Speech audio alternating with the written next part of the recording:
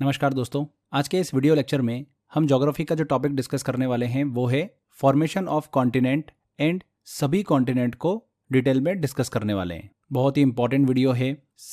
इसी वीडियो में हम सभी कॉन्टिनेंट को डिस्कस करने वाले हैं एंड ये भी जानेंगे कि इन कॉन्टिनेंट का महाद्वीपों का निर्माण कैसे हुआ है। ठीक है, तो ध्यान से वीडियो को कंप्लीट करना है, अच्छे से समझिएगा, फोकस होकर समझिएगा। सबसे पहले हम बात करते हैं फॉर्मेशन ऑफ कॉन्टिनेंट की कि भैया ये महाद्वीप का निर्माण कैसे हुआ है।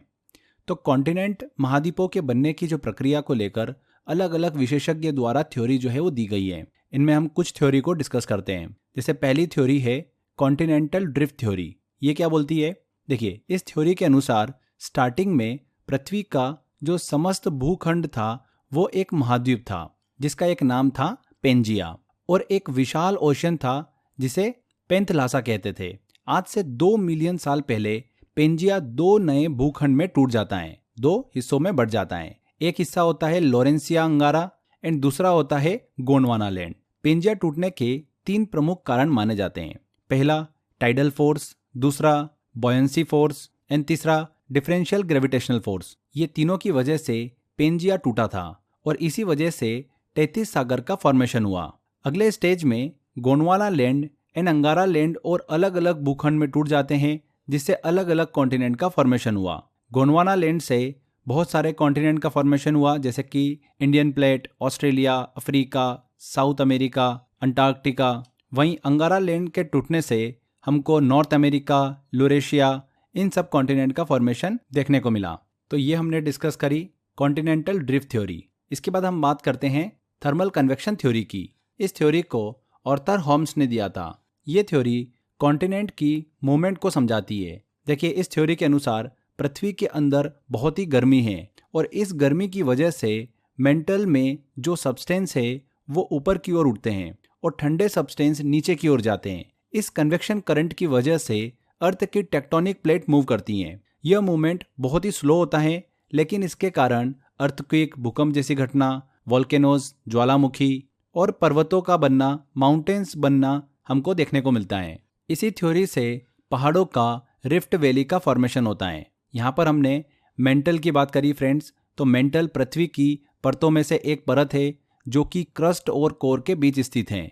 मेंटल की गहराई लगभग 30 से 2900 किलोमीटर तक होती है और यह लगभग 84% पृथ्वी की कुल मात्रा को कवर करता है। इसमें गर्म, ठोस, सॉलिड और चिपचिपे रॉक पदार्थ होते हैं जो धीरे धीरे बहते रहते हैं। तो समझ में आया आपको थर्मल कन्वेक्शन थ्योरी क्या बोलती है। इसके बाद हम बात करते हैं अगली थ्योरी की, जो कि है सी फ्लोर स्प्रेडिंग थ्योरी। ये क्या थ्योरी है? देखो, इस थ्योरी को हैरी हेस ने 1960 में दिया था। इनके अनुसार ओशन की प्लेट्स बीच से टूट रही हैं और वहां से मैग्मा निकलकर बाहर आता है, जिससे ओशन के अंदर मिड ओशन रिजेस बनते हैं। जैसे जैसे ये प्लेट फैलती है, नए क्रस्ट का फॉर्मेशन होता है। यही कारण है कि समुद्र की प्लेट्स धीरे धीरे फैल रही हैं और सी फ्लोर स्प्रेडिंग हो रहा है। यहाँ पर हमने रिजेस की बात करी तो समुद्र तल या धरती की सतह पर पाए जाने वाले लंबे, ऊंचे और तीखे पहाड़ी पर्वतीय आकार की रचना होती है। इन्हीं को क्या बोला जाता है? रिजेस बोला जाता है। तो ये हमने सी फ्लोर स्प्रेडिंग थ्योरी को डिस्कस किया। अब हम आगे बढ़ते हैं, अगली थ्योरी डिस्कस करते हैं प्लेट टेक्टोनिक थ्योरी। देखिए, इस थ्योरी को WJ मॉर्गन ने 1967 में दिया था। इस थ्योरी के अनुसार पृथ्वी की ऊपरी परत, जिसे लिथोस्फेयर कहते हैं, वह कई प्लेट्स में बटी हुई हैं। ये प्लेट एस्थेनोस्फेयर के ऊपर तैरती रहती हैं और समय समय पर मूव करती रहती हैं। टेक्टोनिक प्लेट के मूवमेंट की वजह से 3 तरह की घटनाएं हमको देखने को मिलती हैं: divergent boundaries, convergent boundaries and transform boundaries. Divergent boundaries मतलब जहां पर प्लेट एक दूसरे से अलग हो जाती हैं, कन्वर्जेंट बाउंड्रीज जहां पर प्लेट्स एक दूसरे से टकराती हैं, एंड ट्रांसफॉर्म बाउंड्रीज जहां पर प्लेट एक दूसरे के बगल से गुजरती हैं। पृथ्वी में 8 बड़ी प्लेट्स या फिर 20 से 22 छोटी प्लेट्स हमको देखने को मिलती है। इनकी मोटाई 70 से 80 किलोमीटर के आसपास होती है। अगर हम इन प्लेट मूवमेंट के इम्पैक्ट को डिस्कस करें तो पहला आता है हमारा पास में कॉन्टिनेंटल कॉलिजन। जब 2 कॉन्टिनेंट प्लेट्स आपस में टकराती हैं तो बड़े बड़े पर्वत मतलब माउंटेन्स जैसे कि हिमालय बनते हैं, है ना। इंडिया की प्लेट यूरेशियन प्लेट से टकराती है, तभी हमको देखने को मिला था कि हिमालय का फॉर्मेशन हुआ। तो कॉन्टिनेंटल कॉलिजन।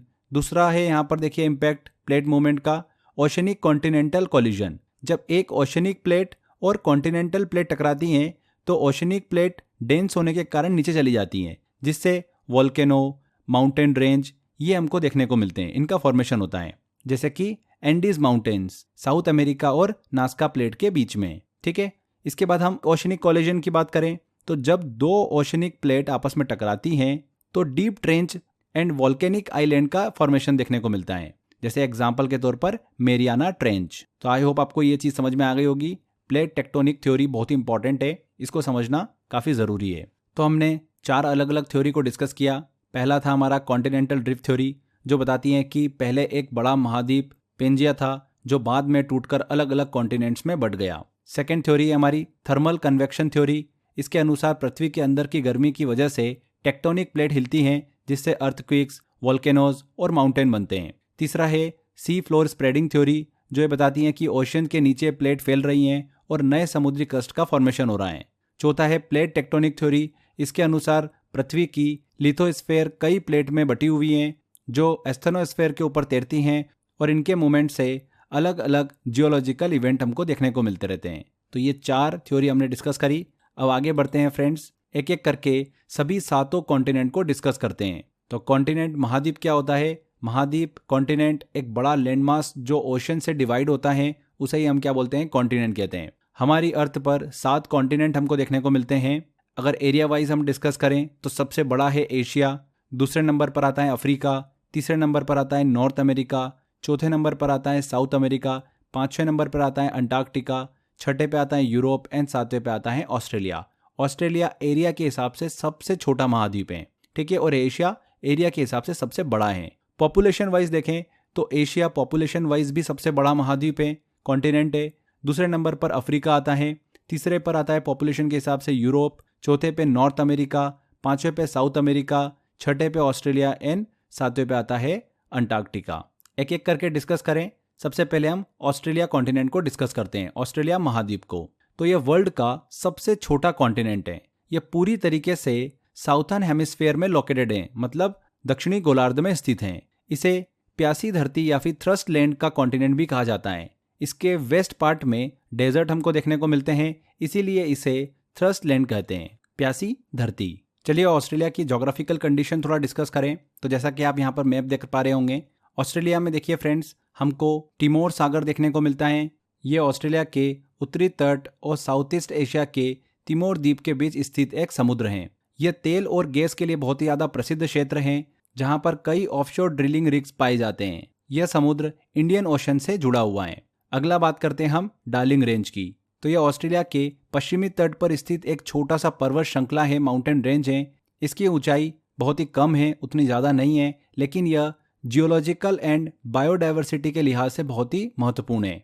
यहाँ की जो ग्रेनाइट फॉर्मेशन और प्राकृतिक सुंदरता है वो बहुत ही मशहूर है। इसके बाद हम बात करते हैं Sandy, Gib and Victoria desert की। तो ये ऑस्ट्रेलिया में स्थित सैंडी या फिर बालू वाले पहाड़ों का हिस्सा है। ऑस्ट्रेलिया कॉन्टिनेंट में ये 3 प्रमुख डेजर्ट हमको देखने को मिलते हैं और इन सभी डेजर्ट में गोल्ड रिजर्व फाउंड हुए हैं। इसकी खोज किसने करी है? तस्मान और कुक ने की थी। इसके बाद में ऑस्ट्रेलिया के उत्तर में कारपेंटारिया की खाड़ी देखने को मिलती है, बे ऑफ कारपेंटारिया। यह ऑस्ट्रेलिया के उत्तर में स्थित एक शैलो सी है, समुद्र है, जो अराफुरा सी से जुड़ा हुआ है। यह मछली पकड़ने के लिए बहुत ही ज़्यादा प्रसिद्ध स्थान है। इसके बाद कोरल सागर की बात करें, कोरल सी की, तो ऑस्ट्रेलिया के पूर्वोत्तर तट पर स्थित है। यह सागर ग्रेट बैरियर रीफ के लिए बहुत ही जाना जाता है, जो कि दुनिया का सबसे बड़ा कोरल रीफ सिस्टम है। यह समुद्री बायोडाइवर्सिटी के लिए बहुत ही महत्वपूर्ण क्षेत्र है। नेक्स्ट हम बात करते हैं ग्रेट डिवाइडिंग रेंज की। तो यह ऑस्ट्रेलिया का सबसे लंबा पर्वत श्रृंखला है, जो क्वींसलैंड से लेकर न्यू साउथ वेल्स और विक्टोरिया तक फैला हुआ है। यह रेंज ऑस्ट्रेलिया के मौसम और जल निकासी प्रणाली को प्रभावित करता है। जो ग्रेट डिवाइडिंग रेंज है, ये एक फोल्डिंग माउंटेन है और इसकी लंबाई 2900 किलोमीटर के आसपास है। इसकी सबसे हाईएस्ट पीक की बात करें तो वो है कोसियुस्को। ग्रेट डिवाइडिंग रेंज वर्ल्ड का तीसरा सबसे लंबा माउंटेन है। आगे देखिए, बात करते हैं हम तस्मान सागर की, तस्मान सी की। तो ये ऑस्ट्रेलिया और न्यूजीलैंड के बीच स्थित एक सागर है, जिसे एबल तस्मान के नाम पर रखा गया है, जिन्होंने सबसे पहले न्यूजीलैंड और तस्मानिया की खोज की थी। न्यूजीलैंड की बात करें फ्रेंड्स, तो ये ऑस्ट्रेलिया के दक्षिण पूर्व में स्थित द्वीपीय देश है, जो अपने खूबसूरत प्राकृतिक दृश्यों, पर्वतों और समुद्र तटों के लिए बहुत ज़्यादा प्रसिद्ध हैं। यह 2 मुख्य द्वीपों नॉर्थ आइलैंड और साउथ आइलैंड से बना हुआ है। तो ये मैप से हमने अच्छे से डिस्कस किया। फ्रेंड्स, यहाँ पर देखिए बहुत ही इंटरेस्टिंग चीज़ हम डिस्कस कर रहे हैं। ऑस्ट्रेलिया का जो ईस्टर्न पार्ट वाला एरिया है, इस कॉन्टिनेंट के ईस्टर्न पार्ट में 60% पॉपुलेशन रहती है। कितनी? 60%। और इस पार्ट में सबसे ज़्यादा रेनफॉल हमको देखने को मिलती है। यहाँ पर कृषि का उत्पादन ज़्यादा होता है, पशुपालन ज़्यादा होता है एंड जनसंख्या भी ज़्यादा है। यहाँ पर पशुपालन की बात करें तो यहाँ पर मेरिनो भेड़, अगोरा खरगोश और भैंस और कुत्ते का हमको यहाँ पर पालन देखने को मिलता है। ये वो जगह है जहाँ पर दुनिया का सबसे फेमस वूल का प्रोडक्शन होता है। मेरिनो भेड़ की बात करी तो भेड़ पालन के केंद्र को क्या कहते हैं? स्टेशन कहा जाता है यहाँ पर। और इसमें जो मजदूर होते हैं उसे क्या कहते हैं? जेकारो कहते हैं। तो ये चीज़ भी ध्यान रखिएगा, पूछ लेते हैं एग्जाम में। ऑस्ट्रेलिया के वेस्ट पार्ट की बात करें, पश्चिमी भाग की बात करें तो वहाँ पर हमको डेजर्ट देखने को मिलते हैं, great Sandy, Gibson and great Victoria. तो इस तरीके से हमको यहाँ पर कुछ डेजर्ट देखने को मिलते हैं। ये पश्चिमी ऑस्ट्रेलिया के बड़े बड़े रेगिस्तान हैं जहाँ पर अत्यधिक गर्मी और कम बारिश होती है। इसी पश्चिमी ऑस्ट्रेलिया में हमको 2 गोल्ड माइन, सोने की खान भी देखने को मिलती है। एक है कुलगरलाई और कालगुरली। ये 2 सोने की खान, गोल्ड माइन हमको देखने को मिलती है, जो इस क्षेत्र को दुनिया के सबसे समृद्ध सोने के क्षेत्रों में से एक बना देता है, कुलगरलाई और कालगुरली। ठीक है, यहीं पर ही ऑस्ट्रेलिया की सबसे लंबी रिवर मरे डार्लिंग नदी जो है वो बहती है। ऑस्ट्रेलिया में यूरेनियम, बॉक्साइट, कोयला, तांबा, इन सब के डिपॉजिट्स हमको देखने को मिलते हैं। इसके अलावा emu bird, kangaroo and Kookaburra ये हमको ऑस्ट्रेलिया में देखने को मिल जाते हैं। कोकाबोरा की बात करें तो ये ह्यूमन की तरह हंसता है। इसके अलावा ऑस्ट्रेलिया के पूर्व में हमको ग्रेट बैरियर रिफ देखने को मिलती है, महान प्रवाल भित्ति। ये कोरल, प्रवाल, मूंगा से बनी हुई है जो कि समुद्री जीव होते हैं। यह ग्रेट बैरियर रीफ कोरल सी में लोकेटेड है। यह वर्ल्ड की सबसे बड़ी कोरल रीफ है और यह क्वींसलैंड का पार्ट है। न्यूजीलैंड को भी हम थोड़ा सा डिस्कस कर लेते हैं। यह साउथ ईस्ट पार्ट में स्थित एक देश है और यह 2 पार्ट में बटा हुआ है, north island and south island. New Zealand के नॉर्थ आइलैंड और साउथ आइलैंड के बीच में हमको एक जल संधि देखने को मिलती है जो कि कौन सी है? कुक जल संधि है। न्यूजीलैंड के सबसे ऊंची चोटी कौन सी है? माउंट कुक है। ठीक है, तो ये चीज़ भी आप दिमाग में रखिएगा। यहाँ पर दूध, मांस दोनों का प्रोडक्शन ज़्यादा होता है और जो न्यूजीलैंड है वहाँ पर ग्रासलैंड को कैंटरबरी कहा जाता है। क्या कहा जाता है? कैंटरबरी। इसी के साथ ऑस्ट्रेलिया में ग्रासलैंड को, घास के मैदानों को क्या कहा जाता है? डाउन्स कहा जाता है। तो ये हमने ऑस्ट्रेलिया कॉन्टिनेंट को पूरा अच्छे से डिस्कस किया। चलिए आगे बढ़ते हैं, अगला कॉन्टिनेंट डिस्कस करते हैं जो कि है अफ्रीका कॉन्टिनेंट। अफ्रीका कॉन्टिनेंट की बात करें तो एरिया और पॉपुलेशन के हिसाब से ये 2nd रैंक पर आता है, एशिया के बाद 2nd नंबर पर। इस अफ्रीका कॉन्टिनेंट को डार्क कॉन्टिनेंट भी कहते हैं और इसे डार्क कॉन्टिनेंट इसलिए कहते हैं क्योंकि यह ट्रॉपिकल जोन में स्थित है। इसे blind continent and poor continent के नाम से भी जाना जाता है। पुअर कॉन्टिनेंट इसलिए कहते हैं क्योंकि यहाँ की पॉपुलेशन एग्रीकल्चर पर डिपेंड करती है और यहाँ पर सिर्फ 10% लैंड ही एग्रीकल्चर योग्य है। अफ्रीका कॉन्टिनेंट और यूरोप कॉन्टिनेंट के बीच में जिब्राल्टर जल संधि हमको देखने को मिलती है। इसके साथ साथ एशिया कॉन्टिनेंट और अफ्रीका कॉन्टिनेंट के बीच में, दोनों महाद्वीपों के बीच में लाल सागर, रेड सी और स्वेज नहर जो है वो स्थित हैं। आगे देखिए, सहारा डेजर्ट की बात करते हैं। सहारा दुनिया का सबसे बड़ा और प्रसिद्ध डेजर्ट है, एक रेगिस्तान है। इसका एरिया लगभग 54 लाख वर्ग किलोमीटर है और यह डेजर्ट इतना विशाल है कि पूरे अमेरिका के बराबर है। यह एक हॉट डेजर्ट है जहाँ का तापमान दिन के समय में 50 डिग्री सेल्सियस तक पहुँच जाता है। यहाँ पर 2 प्रकार की हवाएं जो है विंड चलती है, एक ट्रेड विंड और दूसरी है मानसून विंड। ट्रेड विंड की बात करें तो ये हवाएं सहारा में गर्मी और सूखापन बनाए रखने में मदद करती हैं। मॉनसून विंड की बात करें, हालांकि यहाँ पर बारिश नहीं होती है, लेकिन मॉनसून विंड्स के प्रभाव से कभी कभी रेगिस्तान में बदलाव आते हैं। सहारा डेजर्ट अपने ऑफशोर विंड्स की वजह से बारिश को रोकता है। यही कारण है कि यहाँ पर रेनफॉल नहीं होती है। यह डेजर्ट अपने विशाल सैंड दून के लिए जाना जाता है जो दुनिया के सबसे बड़े हैं। यहाँ के बालू के टीले जो हैं वो 180 मीटर तक ऊंचे हो सकते हैं, जो किसी भी इमारत से ऊंचे दिखाई देते हैं। सहारा का बेसिकली मतलब जो होता है अरबी भाषा में वो मरुस्थली होता है। इसके बाद हम बात करते हैं सवाना घास के मैदान की, सवाना ग्रासलैंड की। तो सवाना ग्रासलैंड में इतनी लंबी घास पाई जाती है कि वहाँ के जानवरों को छुपने में आसानी होती है। ये ग्रासलैंड्स सहारा के साउथ में स्थित हैं। यहाँ की जो जैव विविधता है वो बहुत ही खास है। यह स्थान दुनिया के सबसे बड़े हंटिंग एरिया में से एक है। यहाँ पर आपको शेर, चीते, हाथी जैसे जानवर आसानी से देखने को मिल जाते हैं। सवाना ग्रासलैंड ये दुनिया के सबसे बड़े घास के मैदानों में से एक हैं और लगभग पूरे अफ्रीका महाद्वीप पर फैला हुआ है। इसके बाद हम बात करते हैं साहेल की। साहेल सवाना और सहारा के बीच का एक ट्रांजिशन एरिया होता है। ये अफ्रीका के इकोलॉजिकल ब्रिज के रूप में काम करता है क्योंकि यह सवाना और सहारा को कनेक्ट करता है। ये क्षेत्र धीरे धीरे अब सहारा में बदल रहा है, जो सहारा डेजर्ट है ना उसमें बदल रहा है, क्योंकि डिसर्टिफिकेशन की प्रक्रिया जो है वो तेजी से बढ़ रही है। साहेल का इतिहास भी बहुत ही रोचक है, क्योंकि प्राचीन समय में यहाँ पर कई व्यापारिक रास्ते और सभ्यताएं बसी हुई थी। इसके बाद हम बात करते हैं नामीबा मरुस्थल की। ये जो डेजर्ट है ये कोल्ड स्ट्रीम की वजह से बना है। दुनिया का एकमात्र ऐसा डेजर्ट है जहाँ पर फॉग यानी कोहरा भी बनता है। यह कोल्ड डेजर्ट लगभग 80 मिलियन साल पुराना है। नामीबा डेजर्ट में पाए जाने वाले टोन ट्राइब के लोग जो है आज भी परंपरागत जीवन जीते हैं। बहुत ही अनोखी देखिए ये ट्राइब है। आधुनिक जीवन से ये बहुत दूर है। अपने जीवन यापन के लिए ये प्राकृतिक संसाधनों पर निर्भर करते हैं। तो ये नामीबा मरुस्थल आप देख सकते हैं मैप पर। इसके बाद हम बात करते हैं कालाहारी मरुस्थल की, कालाहारी डेजर्ट की। तो दक्षिण अफ्रीका के सबसे प्रमुख और प्रसिद्ध डेजर्ट में से एक है। यह डेजर्ट अपने बुशमन ट्राइब और शुतुरमुर्ग के लिए जाना जाता है। यहाँ पर वेल्स नाम के ग्रासलैंड पाई जाती हैं, जो कि खास तौर पर यहाँ की जलवायु और वनस्पति के लिए बहुत ही महत्वपूर्ण है, क्लाइमेट एंड वेजिटेशन के लिए। नेक्स्ट हम बात करते हैं नील रिवर की। नील नदी अफ्रीका की सबसे लंबी नदी है। इसी के साथ साथ ये दुनिया की भी सबसे लंबी नदी है। नील रिवर का ओरिजिन जो है वो 2 स्ट्रीम से होता है, white stream and blue stream. White stream Victoria झील से निकलती है और ब्लू स्ट्रीम जो है ये ताना झील से निकलती है। दोनों स्ट्रीम जो है खार्तूम में आकर मिलती है और नील नदी का निर्माण करती हैं। नील, ध्यान रखिएगा, दुनिया की सबसे लंबी नदी, जिसकी लंबाई कितनी है 6690 किलोमीटर है। नील रिवर का पानी इतना अमूल्य है कि इसे मिस्र का स्वर्ग भी कहा जाता है, क्योंकि यह मिस्र की सभ्यता का प्रमुख सोर्स है। नील नदी पर बसे हुए प्रमुख शहरों की बात करें तो काहिरा, अलेक्जेंड्रिया, लक्सर, असुयान, खार्तूम, ये सभी नील नदी पर बसे हुए हैं। खार्तूम तो बहुत इंपॉर्टेंट है, सूडान की राजधानी है, जहाँ पर श्वेत नील और नीली नील आकर मिलती हैं और इसी संगम पर इस नदी को नील नदी के रूप में जाना जाता है। नील नदी 6690 किलोमीटर का सफर तय करने के बाद में मेडिटेरियन सी में जाकर मिल जाती हैं। कहाँ पर? भूमध्य सागर में। अफ्रीका की कांगो रिवर जो है ये इक्वेटर लाइन को 2 बार काटती हैं। कौन सी नदी? कांगो नदी।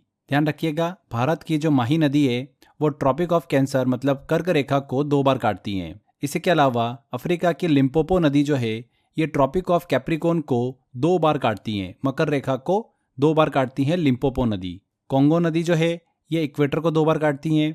भारत में स्थित माही नदी जो है ये ट्रॉपिक ऑफ कैंसर को 2 बार काटती हैं। लिम्पोपो नदी जो है ये ट्रॉपिक ऑफ कैप्रिकॉर्न को 2 बार काटती हैं। अफ्रीका कॉन्टिनेंट की सबसे ऊंची चोटी कौन सी है? हाईएस्ट पीक कौन सी है? माउंट किलिमंजारो है, जो कि तंजानिया कंट्री में स्थित है। इसके अलावा एटलस और ड्रैकेंसबर्ग पर्वत जो है माउंटेन, वो भी अफ्रीका में स्थित हैं। एटलस माउंटेन की बात करें तो अफ्रीका के उत्तर पश्चिम भाग में स्थित हैं। ये पर्वत मोरक्को, अल्जीरिया और तुनीशिया देशों से होकर गुजरता है। ये माउंटेन रेंज अफ्रीका की सबसे बड़ी पर्वत श्रृंखलाओं में से एक है। ड्रैकेंसबर्ग पर्वत की बात करें तो ये माउंटेन दक्षिणी अफ्रीका के दक्षिण पूर्व भाग में स्थित हैं। इस कॉन्टिनेंट की जोहानसबर्ग सिटी जो है ये गोल्ड रिजर्व के लिए बहुत ज़्यादा फेमस है, इसीलिए इस सिटी को स्वर्ण नगरी के रूप में जाना जाता है।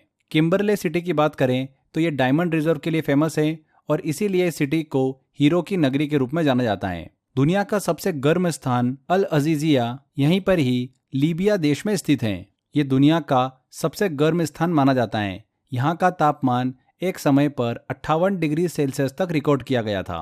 तो ये हमने अफ्रीका कॉन्टिनेंट को डिस्कस किया। आगे अब बढ़ते हैं, बात करते हैं एशिया महाद्वीप की। एशिया कॉन्टिनेंट को हम डिस्कस करते हैं। यह कॉन्टिनेंट वर्ल्ड का सबसे बड़ा कॉन्टिनेंट है। एरिया की दृष्टि से देखो, चाहे पॉपुलेशन की दृष्टि से देखो, ये नंबर 1 पर आता है। एशिया कॉन्टिनेंट में वर्ल्ड का 30% एरिया जो है वो समाया हुआ है। इसके साथ साथ में वर्ल्ड की 60% पॉपुलेशन इसी कॉन्टिनेंट में निवास करती हैं। एशिया महाद्वीप और नॉर्थ अमेरिका कॉन्टिनेंट के बीच बेरिंग जल संधि हमको देखने को मिलती है। इसी के साथ साथ एशिया कॉन्टिनेंट और यूरोप कॉन्टिनेंट के बीच में कैस्पियन सागर और यूराल पर्वत स्थित हैं। गोबी मरुस्थल, गोबी डेजर्ट चीन और मंगोलिया में फैला हुआ है। यह एशिया का सबसे बड़ा रेगिस्तान और दुनिया का 5वां सबसे बड़ा रेगिस्तान है। एशिया महाद्वीप में दुनिया का सबसे ऊंचा माउंटेन हिमालय स्थित है। दुनिया का सबसे बड़ा प्लेट्यू पामीर का पठार वो एशिया में ही स्थित है। वर्ल्ड का सबसे ऊंचा प्लेट्यू कौन सा है? तिब्बत प्लेट्यू है। सबसे बड़ा प्लेट्यू कौन सा है? पामीर प्लेट्यू है। वहीं अगर सबसे ऊंचा प्लेट्यू पूछे तो वो है तिब्बत प्लेट्यू। दुनिया की सबसे बड़ी लेक कौन सी है? बड़ी लेक, तो वो कैस्पियन सागर है। अगर वर्ल्ड की सबसे गहरी लेक पूछे तो वो कौन सी है? बेकॉल लेकें। दुनिया की सबसे बड़ी लैंडलॉक कंट्री है वो कौन सी? कजाकिस्तान, वो भी एशिया में स्थित है। वर्ल्ड का सबसे बड़ा पेनिनसुला कौन सा है? अरेबियन पेनिनसुला है। चलिए अब आगे एशिया कॉन्टिनेंट की इंपॉर्टेंट कंट्रीज को हम डिस्कस करते हैं एक एक करके। सबसे पहले हम बात करते हैं रशिया की। रशिया फ्रेंड्स दुनिया का सबसे बड़ा देश है जिसका कुल क्षेत्रफल 1,70,98,000 समथिंग वर्ग किलोमीटर है। यह एक ट्रांस कॉन्टिनेंटल देश है जिसका लगभग 77% भाग जो है वो एशिया में और 23% भाग यूरोप में स्थित है। मतलब कंप्लीटली रशिया जो है वो एशिया में नहीं आता है। एशिया में आता है इसका 77% भाग और 23% भाग यूरोप में आता है। ठीक है, यूरोप और एशिया के विभाजन को थोड़ा डिस्कस करें तो रूस का जो हिस्सा यूरोप में आता है वह कुल क्षेत्रफल का लगभग 23% है इसका। लेकिन यहाँ पर पूरे रूस की लगभग 80% से अधिक जनसंख्या निवास करती हैं। भले ही एरिया कम है बट 80% जनसंख्या जो है रशिया की वो इसी क्षेत्र में निवास करती हैं। रूस का शेष भाग जो है वो एशिया में आता है, बचा हुआ 77%। लेकिन यहाँ पर मात्र 20% से भी कम जनसंख्या पॉपुलेशन निवास करती हैं। ज़्यादातर रूस की आबादी जो है यूरोप वाले हिस्से में रहती है, विशेष करके मॉस्को, सेंट पीटर्सबर्ग और वोल्गा नदी के आसपास के क्षेत्रों में। इसका मुख्य कारण यही है कि यूरोपीय रूस का जो मौसम है वो जीवन जीने की स्थिति एशियाई हिस्से की तुलना में वहाँ पर ज़्यादा अनुकूल है, इसीलिए लोग ज़्यादा वहाँ पर रहते हैं। रशिया दुनिया का सबसे बड़ा देश है। दूसरे नंबर पे कौन सा देश आता है? कनाडा आता है। तो ये चीज़ आप दिमाग में रखिएगा। एशिया महाद्वीप में वर्ल्ड की सबसे लंबी रेलवे लाइन भी आती है जिसका नाम है ट्रांस साइबेरियन रेलवे लाइन। इसकी लेंथ जो है वो 9,289 किलोमीटर है। इस लाइन का स्टार्टिंग पॉइंट पीटर्सबर्ग है एंड इसका एंडिंग पॉइंट व्लादिवोस्टॉक है। एशिया में एरिया की दृष्टि से सबसे बड़ी लेक कैस्पियन सागर स्थित है। सबसे गहरी लेक कौन सी है? बेकाल लेक, जिसकी लेंथ 1741 मीटर है, मतलब 1741 मीटर गहरी है। ये एक ताजे पानी की लेक है। कौन सी? Baikal lake. इसके बाद अगली कंट्री की बात करते हैं हम, श्रीलंका। यह कोकोनट की शेप की एक कंट्री है। जो श्रीलंका है वो पाक जल संधि से इंडिया से सेपरेट होता है। यहाँ पर बहने वाली प्रमुख नदी में से महाबली गंगा नदी बहुत ही प्रसिद्ध है। हाईएस्ट पीक की बात करें श्रीलंका की तो वह है पिदुर तालागला। श्रीलंका में राइस, कोकोनट और टी की खेती हमको देखने को मिलती है। इसके बाद अफगानिस्तान की बात करते हैं तो अफगानिस्तान जो है ये अफीम प्रोडक्शन में वर्ल्ड में फर्स्ट प्लेस पर आता है। अफगानिस्तान कंट्री वाखन कॉरिडोर के तहत इंडिया से अपनी बॉर्डर शेयर करता है। पश्तो अफगानिस्तान की ऑफिशियल लैंग्वेज है और यहाँ की मेन रिवर कौन सी है? काबुल रिवर। नेक्स्ट हम बात करते हैं म्यांमार की। यह कंट्री 1937 में इंडिया से सेपरेट हुई है और इसे स्वर्ण पेगोड़ा का देश भी कहा जाता है। यहाँ की मेन रिवर इरावदी रिवर है। इस रिवर में डॉल्फिन हमको देखने को मिलती हैं। सबसे ऊंची चोटी यहाँ की कौन सी है? इकाका बोराजी। इस देश में सितवे बंदरगाह स्थित है जिसे भारत देश डेवलप कर रहा है। नेक्स्ट कंट्री डिस्कस करते हैं, चाइना। चाइना एक एशियन कंट्री है और कई सारी फसलों के प्रोडक्शन में चाइना नंबर 1 पर आता है, जैसे कि बाजरा, मूंगफली, फल, सब्जी, सोना, कोयला, कपास, चाय, गेहूं, चावल, लोहा, तंबाकू, इन सभी में चाइना का नंबर जो है वर्ल्ड में फर्स्ट है। चाइना में यांगसी नदी बहती है। इस रिवर का ओरिजिन जारी पहाड़ी से हुआ है जो चीन के चिंगहाई में स्थित है। इस रिवर की लंबाई 6,300 किलोमीटर है। ये नदी चाइना और एशिया की सबसे लंबी रिवर है। इसके अलावा होंगवो नदी भी यहाँ पर बहती है। इस नदी में पीली बालू पाई जाती है, इसलिए इसे येलो रिवर भी कहते हैं। एग्जाम में पूछते हैं कि येलो रिवर के नाम से किसे जाना जाता है, तो हुआंगो नदी को जाना जाता है। इस रिवर में फ्लड अचानक से आ जाता है, इसीलिए इस रिवर को विश्वासघाती रिवर के नाम से भी जाना जाता है।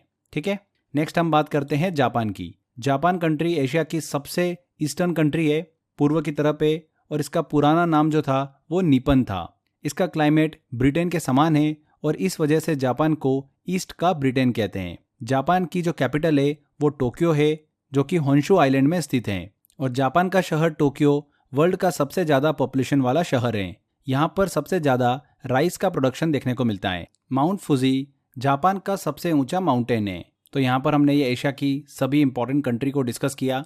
आगे अब अगला कॉन्टिनेंट हम डिस्कस करते हैं जो कि है अंटार्कटिका कॉन्टिनेंट। तो फ्रेंड्स, इसे वाइट कॉन्टिनेंट कहते हैं क्योंकि ये पूरी तरीके से बर्फ से ढका हुआ है। यहाँ पर 6 महीने दिन और 6 महीने रात होती हैं, इसीलिए इसे मूविंग कॉन्टिनेंट भी कहते हैं। अंटार्कटिका को साइंस डेडिकेटेड कॉन्टिनेंट भी कहा जाता है क्योंकि यहाँ पर कई देशों ने अपने रिसर्च सेंटर स्थापित किए हैं। यहाँ के कड़े तापमान और पर्यावरण की वजह से यह महाद्वीप, ये कॉन्टिनेंट साइंस रिसर्च सेंटर के लिए बहुत ही उपयुक्त हैं। भारत के 3 प्रमुख रिसर्च सेंटर यहाँ पर स्थित हैं। भारती 2012 में स्थापित किया गया था।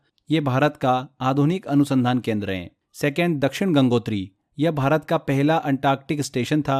तीसरा, मैत्री 1989 में स्थापित किया गया था। यह भारतीय अनुसंधान गतिविधियों का प्रमुख केंद्र है। कैप्टन कुक ने अंटार्कटिका की शुरुआती खोज की कोशिश की थी, लेकिन मुख्य भूमि की सही पहचान नहीं कर पाए थे। इस महाद्वीप की मुख्य भूमि की खोज जो है वो शासेन ने की थी। दक्षिणी ध्रुव जो साउथ पोल की सही पहचान एडम सेन ने की थी, जिन्होंने 1911 में इस ऐतिहासिक यात्रा को पूरा किया था। आगे देखिए, पाल्मर प्रायद्वीप मतलब पेनिनसुला की बात करते हैं तो यह पेनिनसुला अंटार्कटिका के उत्तर में स्थित है, नॉर्थ में स्थित है, और इसे यूएसए ने अपना क्षेत्र जो है वो घोषित कर लिया है। पाल्मर पेनिनसुला की बात करें तो यहाँ पर वोल्केनो की एक लंबी सीरीज हमको देखने को मिलती है, जिसमें सबसे प्रमुख माउंट एरिबस और माउंट ऐश हैं। ये सक्रिय ज्वालामुखी हैं जो आज भी सक्रिय माने जाते हैं। अंटार्कटिका में ट्रांस अंटार्कटिक श्रेणी हमको देखने को मिलती है, रेंज देखने को मिलती है। यह जो पर्वत की श्रृंखला है ये अंटार्कटिका को 2 हिस्सों में विभाजित करती है, ईस्ट एंड वेस्ट में। यहाँ पर अंटार्कटिका में हाईएस्ट पीक की बात करें, सबसे ऊंची चोटी की, तो वो कौन सी है? विल्सन मैसिफ है, जो कि इस श्रेणी में सबसे प्रमुख पर्वतों में से एक है। अंटार्कटिका के सबसे ठंडे स्थान की बात करें तो इसी रेंज के अंतर्गत स्थित वोस्टक एक जगह है जो कि सबसे ठंडी जगह मानी जाती है, जहां पर -89 डिग्री सेल्सियस का तापमान जो है वो नोट किया गया था, जो अब तक का सबसे ठंडा तापमान है। यहाँ के वेजिटेशन एंड जीवों की बात करें तो इस क्षेत्र में मुख्य रूप से क्रील मछलियाँ, पेंगुइन, ये सब देखने को मिलते हैं। वेजिटेशन की बात करें, वनस्पति की बात करें तो अल्पाइन वनस्पति यहाँ पर हमको देखने को मिल जाती हैं, जो कि इस ठंडे वातावरण के अनुकूल हैं। जैसे भारत में 2 सागर हमको प्रमुख रूप से देखने को मिलते हैं, अरब सागर और बंगाल की खाड़ी, वैसे ही अंटार्कटिका महाद्वीप में अगर हम बात करें तो 2 सागर हमको देखने को मिलते हैं, Ross Sea and Weddell Sea, Ross सागर और वेडल सागर। रॉस सागर की बात करें तो अंटार्कटिका के दक्षिणी भाग में ये स्थित हैं, वहीं वेडल सागर की बात करें तो ये अंटार्कटिका के पश्चिमी भाग में स्थित हैं, जो कि पाल्मर पेनिनसुला के करीब हैं। तो ये हमने अंटार्कटिका महाद्वीप कॉन्टिनेंट को डिस्कस किया। चलिए आगे बढ़ते हैं। अब बात करते हैं हम साउथ अमेरिका कॉन्टिनेंट की, दक्षिण अमेरिका महाद्वीप की। तो साउथ अमेरिका कॉन्टिनेंट, ये कॉन्टिनेंट क्षेत्रफल के हिसाब से, एरिया के हिसाब से दुनिया में 4th प्लेस पर आता है, 4th नंबर पर, और जनसंख्या के हिसाब से, पॉपुलेशन के हिसाब से 5th नंबर पर आता है। साउथ अमेरिका में 2 लैंडलॉक कंट्री है, यानी ऐसी कंट्री जिसकी बाउंड्री जो है वो अन्य देशों से लगती है, समुद्र से कोई भी डायरेक्ट संपर्क नहीं है। तो वो 2 कंट्री कौन सी है? बोलिविया और पराग्वे। ठीक है, यहाँ पर फ्रेंड्स इस कॉन्टिनेंट में हमको एंडीज पर्वतमाला देखने को मिलती है। एंडीज पर्वत विश्व का सबसे लंबा और सबसे बड़ा माउंटेन रेंज है, जिसकी लंबाई लगभग 7200 किलोमीटर है। ये माउंटेन रेंज वेनेजुएला से लेकर चिली तक फैली हुई है। एंडीज की सबसे ऊंची चोटी की बात करें तो अकोंकागुआ है, जो कि अर्जेंटीना में स्थित है, जिसकी ऊंचाई लगभग 6962 मीटर है। इसी एंडीज पर्वतमाला में बोलिविया का पठार स्थित है, बोलिविया प्लेट्यू, जहां पर आयरन और जो है और मिनरल्स अच्छी मात्रा में पाए जाते हैं। इसी बोलिविया के पठार में टिटिकाका झील स्थित है। ये दुनिया की सबसे ऊंची स्थित नेविगेबल झील है, जहां पर नेविगेशन मतलब नौकायान और मछली पकड़ने, फिशिंग दोनों संभव है। यह बोलिविया और पेरू के बीच लोकेटेड है, टिटिकाका झील। साउथ अमेरिका कॉन्टिनेंट में अमेजन बेसिन हमको देखने को मिलता है। यह अमेजन नदी का वह क्षेत्र है जो साउथ अमेरिका में स्थित है। इस क्षेत्र का ओरिजिन जो है उद्गम पेरू से होता है, और यह बेसिन मुख्य रूप से ब्राजील के मकापा इलाके में स्थित है। यह रिवर बेसिन अटलांटिक महासागर, अटलांटिक ओशन में गिरती है। अमेजन नदी जो है यह वर्ल्ड की सबसे बड़ी नदी है। सबसे लंबी नदी कौन सी है? अफ्रीका में हमने डिस्कस करी थी, नील नदी। पर बड़ी अगर पूछें तो अमेजन नदी जो है यह विश्व की सबसे बड़ी नदी है। आगे देखिए, अमेजन फॉरेस्ट की बात करें, अमेजन वन की, तो ये सदाबहार वर्षा वन है, रेन फॉरेस्ट है, जिसे पृथ्वी का फेफड़ा मतलब अर्थ लंग्स भी कहा जाता है, क्योंकि यहाँ पर ऑक्सीजन का बहुत उत्पादन होता है। इस अमेजन फॉरेस्ट में कई सारे जानवर हमको देखने को मिलते हैं खतरनाक, जैसे कि एनाकोंडा, काले बिच्छू, ये सभी यहाँ पर पाए जाते हैं। इसके अलावा इस जंगल में खट्टा शहद भी पाया जाता है। साउथ अमेरिका कॉन्टिनेंट में स्नेक आइलैंड भी देखने को मिलता है, सांपों का द्वीप। यह आइलैंड ब्राजील में स्थित है। इसे इला डी क्यूमेडा क्यूनेन कहते हैं। इस छोटे से आइलैंड में 1 वर्ग मीटर में लगभग 15 से 20 सांप होते हैं, जो कि इसे बेहद खतरनाक बनाता है। साउथ अमेरिका कॉन्टिनेंट की कुछ प्रमुख कंट्रियों की बात करें तो ब्राजील आती है उसमें। ब्राजील साउथ अमेरिका की सबसे बड़ी कंट्री है। यहाँ पर हार्डवुड के लिए प्लांटेशन किया जाता है। खास करके यहाँ पर कॉफी का भी प्रोडक्शन बहुत अधिक होता है। इस प्लांटेशन क्षेत्र को फेजेंदा कहा जाता है। नेक्स्ट कंट्री बात करते हैं हम चिली की। चिली दुनिया की सबसे ड्राई कंट्री है। यहाँ पर बहुत कम बारिश देखने को मिलती है। यहाँ पर कॉपर का प्रोडक्शन होता है। पेरू की कोल्डेस्ट स्ट्रीम के कारण यहाँ पर रेनफॉल नहीं होती है। चिली के चिकिकामेटा प्लेट्यू में कॉपर का प्रोडक्शन किया जाता है। दुनिया का सबसे ड्राइस्ट डेजर्ट जो है, सबसे सूखा मरुस्थल, वो अटाकामा मरुस्थल कहाँ पर स्थित है? चिली में ही स्थित है। नेक्स्ट कंट्री आती है हमारी अर्जेंटीना। यह देश मीट प्रोडक्शन के लिए बहुत ही ज़्यादा जाना जाता है। यहाँ पर जो ग्रासलैंड देखने को मिलता है, घास के मैदान पाए जाते हैं, उन्हें पंपास के नाम से जाना जाता है। तो ये हमने साउथ अमेरिका कॉन्टिनेंट को अच्छे से डिस्कस किया। आगे बढ़ते हैं। अब बात करते हैं हम नॉर्थ अमेरिका कॉन्टिनेंट की। उत्तर अमेरिका महाद्वीप की बात करें तो तीसरा लार्जेस्ट कॉन्टिनेंट है ये एरिया के अनुसार। कुल लैंड एरिया का 17.5% एरिया जो है वो नॉर्थ अमेरिका में आता है। पॉपुलेशन के अनुसार बात करें तो ये 4th नंबर पर आता है कॉन्टिनेंट। विश्व की 6.5% पॉपुलेशन यहाँ पर निवास करती है। नॉर्थ अमेरिका कॉन्टिनेंट एक ऐसा कॉन्टिनेंट है जहाँ पर कोई भी लैंडलॉक कंट्री नहीं पाई जाती है। बेरिंग जल संधि जो है ये नॉर्थ अमेरिका और एशिया को अलग करती है। वहीं पनामा स्थल संधि जो है वो नॉर्थ अमेरिका और साउथ अमेरिका को अलग करता है। इसके अलावा कुछ और देखिए स्ट्रेट जल संधियां भी है, उनको भी हम डिस्कस करते हैं। हडसन जल संधि, हडसन स्ट्रेट। ये स्ट्रेट हडसन की खाड़ी और लेब्राडोर सागर को आपस में जोड़ती हैं। यह बेफिन द्वीप और अनगाता प्रायद्वीप को भी अलग करती हैं। इसके अलावा डेविस स्ट्रेट भी है। यह बेफिन की खाड़ी और लेब्राडोर सागर को कनेक्ट करती है। इसी के साथ साथ बेफिन द्वीप और ग्रीनलैंड को अलग करती हैं। बेरिंग जल संधि तो हम डिस्कस भी कर चुके हैं। यह चुक्की सागर और बेरिंग सागर को आपस में जोड़ती हैं एंड अलास्का और रूस को अलग करती हैं। आगे देखिए, नॉर्थ अमेरिका कॉन्टिनेंट की बात करें तो यहाँ पर रॉकी पर्वत, रॉकी माउंटेन स्थित हैं। रॉकी माउंटेन्स नॉर्थ अमेरिका के सबसे बड़े माउंटेन रेंज में से एक हैं। इसकी लेंथ करीब 4,800 किलोमीटर है और इसका सबसे ऊंचा पीक कौन सा है? माउंट एल्बर्ट है, जो 4,401 मीटर ऊंचा है। ये पर्वत श्रृंखला अलास्का से लेकर मैक्सिको तक फैली हुई है। अलास्का रेंज और ब्रुक रेंज जो है, दोनों रेंज अलास्का में स्थित हैं। इसी अलास्का रेंज में माउंट मैकिनले पाया जाता है, जो कि अलास्का रेंज का ही एक हिस्सा है। इसकी ऊंचाई 6,190 मीटर है। यहाँ पर वॉल्केनिक एरप्शन हमको देखने को मिलते हैं। इस कारण से इसे हजारों धुआंरों की घाटी के नाम से भी जाना जाता है। आगे देखिए, अलास्का की बात करते हैं हम तो अलास्का पहले रूस का हिस्सा हुआ करता था, लेकिन बाद में यूएसए ने इसे अधिकार में ले लिया। यहाँ का एनवायरनमेंट काफ़ी हार्श है, क्योंकि यहाँ पर परमाफ्रॉस्ट मतलब परमानेंट फ्रोजन ग्राउंड जो है वो देखने को मिलता है, जिसका मतलब है कि ज़मीन हमेशा जमी रहती है। यहाँ पर एस्किमो जनजाति देखने को मिलती है, जो कि इग्लूज में रहती है। बहुत ही इंपॉर्टेंट है, एग्जाम में पूछते हैं। ये जनजाति जो है अपने कश्ती को कयाक और हथियार को हरपून कहते हैं। नॉर्थ अमेरिका की अगली इंपॉर्टेंट कंट्री डिस्कस करते हैं, कनाडा। कनाडा नॉर्थ अमेरिका की सबसे बड़ी कंट्री है और यहाँ पर Great Bear Lake, Great Slave Lake and Athabasca Lake भी स्थित हैं। कनाडा में कॉनिफेरस फॉरेस्ट मतलब शंकुधारी वन देखने को मिलते हैं और यहाँ सरसों और तांबे का उत्पादन भी अधिक मात्रा में होता है। नॉर्थ अमेरिका की अगली कंट्री लेते हैं, जो कि है यूएसए, संयुक्त राज्य अमेरिका। यूएसए का सबसे बड़ा डेजर्ट है डेथ वैली, मृत घाटी, जहाँ का टेम्परेचर विश्व का सबसे ज़्यादा मापा गया है, 63 डिग्री सेल्सियस। यूएसए में सिलिकॉन वैली भी है, जो कि टेक्नोलॉजिकल एडवांसमेंट और इनोवेशन के लिए प्रसिद्ध हैं। यूएसए में स्थित न्यूयॉर्क सिटी स्काई स्क्रैपर्स मतलब गगनचुंबी इमारतों के लिए विश्व प्रसिद्ध हैं। यूएसए का एक बहुत ही महत्वपूर्ण स्थान है मैनहट्टन द्वीप। यहाँ पर यूनाइटेड नेशन ऑर्गेनाइजेशन यूएनओ और वर्ल्ड बैंक के मुख्यालय स्थित हैं। आगे बढ़ते हैं, अगली कंट्री डिस्कस करते हैं, मैक्सिको। ये दुनिया का सबसे ज़्यादा सिल्वर उत्पादन करने वाला कंट्री है। यहाँ पर गेहूं की खेती प्रमुख रूप से की जाती है मैक्सिको में।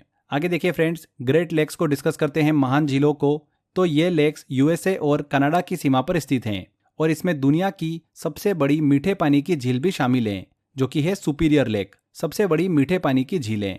यूएसए और कनाडा की सीमा पर स्थित ये जो 4 लेक है, superior lake, Huron lake, Michigan lake and Ontario lake का कॉम्बिनेशन ग्रेट लेक के नाम से जाना जाता है। इन सभी झीलों का सीक्वेंस आप जरूर दिमाग में रखिएगा, सीक्वेंस से भी रिलेटेड क्वेश्चन एग्जाम में पूछ लेते हैं। इन सभी लेक के बारे में कुछ बेसिक इन्फॉर्मेशन कवर करते हैं। सुपीरियर लेक जो है ये सबसे बड़ी और सबसे गहरी मीठे पानी की झील है। ह्यूरॉन झील अमेरिका और कनाडा के बीच साझा की जाती है। इसका आकार बहुत ही बड़ा है और यह पर्यावरण दृष्टिकोण से बहुत ही महत्वपूर्ण मानी जाती है। मिशिगन झील की बात करें तो पूरी तरीके से यूएसए में स्थित है। यह भी ग्रेट लेक्स का एक महत्वपूर्ण हिस्सा है। ओंटारियो झील की बात करें तो यह झील सबसे छोटी है, लेकिन इसका भी बहुत ही बड़ा आर्थिक महत्व है। यह कनाडा के ओंटारियो प्रांत और अमेरिका के न्यूयॉर्क राज्य के बीच स्थित है। अमेरिका और कनाडा के बीच में व्यापार के लिए बहुत ही महत्वपूर्ण मार्ग बनाती है। ये 49 डिग्री लेटीट्यूड लाइन जो है, समांतर रेखा, अक्षांश रेखा, ये कनाडा और यूएस को अलग अलग करती है। तो यहाँ पर हमने ये नॉर्थ अमेरिका कॉन्टिनेंट को अच्छे से डिस्कस किया। आगे बढ़ते हैं और आखिरी कॉन्टिनेंट की तरफ चलते हैं, जो कि है यूरोप कॉन्टिनेंट, यूरोप महाद्वीप। यूरोप कॉन्टिनेंट एरिया की दृष्टिकोण से 6ठे स्थान पर आता है। वहीं जनसंख्या पॉपुलेशन के आधार पर वर्ल्ड में 3रे नंबर पर आता है। यूरोप को पेनिनसुला का कॉन्टिनेंट कहा जाता है क्योंकि यह चारों तरफ से समुद्रों से घिरा हुआ है। सबसे इंटरेस्टिंग बात, यूरोप में ध्यान रखिएगा फ्रेंड्स, कोई भी डेजर्ट मतलब मरुस्थल नहीं पाया जाता है। यूरोप अफ्रीका को अलग करने वाला स्टेट जो है वो कौन सा है? जिब्राल्टर स्टेट है। ये हम पहले भी डिस्कस कर चुके हैं। आगे देखिए, यूरोप की हम प्रमुख कंट्रियों को डिस्कस करते हैं। सबसे पहले हम बात करते हैं फ्रांस की। तो फ्रांस को किसानों का देश कहा जाता है क्योंकि यह फूड प्रोडक्शन में आत्मनिर्भर मतलब सेल्फ रिटेन्ड है। फ्रांस की राजधानी क्या है? पेरिस है, जिसे फैशन की नगरी भी कहते हैं, सुंदरता की नगरी भी कहते हैं। ये सीन नदी के किनारे स्थित हैं। फ्रांस अंगूर से बनी शराब के लिए बहुत ज़्यादा प्रसिद्ध है, जिसे शैंपेन कहते हैं। फ्रांस कई देशों के साथ अपनी बॉर्डर साझा करता है। स्पेन और फ्रांस के बीच पायरेनीज पर्वत स्थित हैं। इटली और फ्रांस के बीच एल्प्स पर्वत स्थित हैं। स्विट्जरलैंड और फ्रांस के बीच जूरा पर्वत स्थित हैं। एंड जर्मनी और फ्रांस के बीच में वोजेस पर्वत स्थित हैं। इसके बाद बात करते हैं हम इटली की। इटली को यूरोप का इंडिया भी कहा जाता है क्योंकि यह वर्ल्ड का सबसे बड़ा अंगूर और जैतून उत्पादक देश है, प्रोड्यूस करने वाली कंट्री है। इटली की सबसे लंबी नदी पो रिवर है, जिसे इटली की गंगा भी कहा जाता है। सिसिली आइलैंड इटली का प्रमुख द्वीप है, जहां पर स्ट्रोम्बोली ज्वालामुखी स्थित है, जिसे मेडिटेरियन सी का लाइट हाउस कहा जाता है। इसके बाद हम बात करते हैं नॉर्वे की। यह वर्ल्ड की सबसे डेवलप कंट्री है। यह कंट्री मानव विकास सूचकांक ह्यूमन डेवलपमेंट इंडेक्स में टॉप पर रहती है। नॉर्वे नॉर्थ सी से इलेक्ट्रिसिटी का प्रोडक्शन करता है और अपने निगबरिंग कंट्रीज की हेल्प करता है। ग्लोबल वार्मिंग की वजह से यहाँ के बंदरगाह जो है वो श्रिंक हो रहे हैं। अगली कंट्री आती है डेनमार्क। यह कंट्री जूटलैंड पेनिसुला पर लोकेटेड है। यह कंट्री नॉर्थ सी से लगी हुई है। यहाँ पर यंडिक पहाड़ी यहाँ की सबसे ऊंची पहाड़ी है। यह डेयरी उद्योग के लिए बहुत ही फेमस है। यहाँ पर वर्ल्ड की सबसे बड़ी गौशाला भी स्थित है डेनमार्क में। इस कंट्री से चूना पत्थर लाइमस्टोन के डिपॉजिट प्राप्त होते हैं। यहाँ पर रेनफॉल अधिकतम 16 सेंटीमीटर होती है। इसके बाद फिनलैंड की बात करें तो ये यूरोप की नॉर्थन कंट्री है। इसे हजारों झीलों का देश भी कहा जाता है। सीधे एग्जाम में पूछते हैं, ध्यान रखिएगा, हजारों झीलों का देश किसे कहा जाता है? फिनलैंड को कहा जाता है, क्योंकि यहाँ पर 56,000 लेक हैं। कितने? 56,000। यहाँ सबसे बड़ी झील साइमा झील है। इसकी हाईएस्ट पीक क्या है? हल्ती है। फिनलैंड में सबसे ज्यादा डेंस फॉरेस्ट पाए जाते हैं। इसके बाद हम बात करते हैं जर्मनी की। जर्मनी यूरोप का एक प्रमुख देश है। इसकी सबसे लंबी नदी राइन नदी है। यह दुनिया की सबसे व्यस्त नदियों में से भी एक है। राइन नदी में कोयले का जमाव होता है, इसलिए इसे कोयला नदी के नाम से भी जाना जाता है, कोल रिवर के नाम से। जर्मनी में रूर रीजन खनिज पदार्थ मतलब मिनरल्स के लिए बहुत ही मशहूर है। यह इंडिया छोटा नागपुर का काउंटर पार्ट माना जाता है। तो यहाँ पर फ्रेंड्स हमने ये यूरोप कॉन्टिनेंट को भी अच्छे से डिस्कस किया। आई होप आपको पूरा अच्छे समझ में आ गया होगा। लेक्चर बहुत बड़ा लेक्चर है, बट हमने एक ही लेक्चर में सभी कॉन्टिनेंट को अच्छे से डिस्कस किया है। अब आपको करना क्या है, इस टॉपिक का मैंने टेस्ट दे रखा है। टेस्ट वाले सेक्शन में अच्छे से टेस्ट लगाइए, बार बार टेस्ट की प्रैक्टिस करिए। आपको आइडिया लगेगा कि किस तरीके से क्वेश्चन एग्जाम में इस टॉपिक से पूछे जा रहे हैं। तो फ्रेंड्स आज के बस इस वीडियो में इतना ही। मेहनत करते रहिए, 100% आपको सफलता मिलेगी।